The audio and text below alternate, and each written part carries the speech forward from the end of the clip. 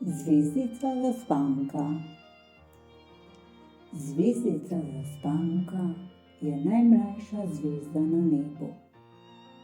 Nekega dne zamudi v službo. Za kazen jo boter mesec pošlje na zemljo. Tega se pa Zaspanka ustraši in začne jokati. Jok ne pomaga in na koncu pristane na zemlji, kjer si išče prenočišče. Na nebo se lahko vrne, ko dokaže, da je dovolj pametna.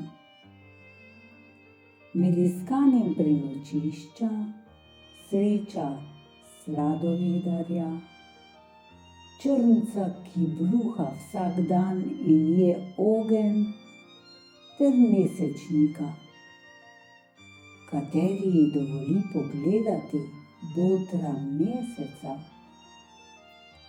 vendar mora za to plačati en zlat las. Po mestu se pa potika tudi razbojnik Čeferin, kateri izve, da ima deklica zlate lase.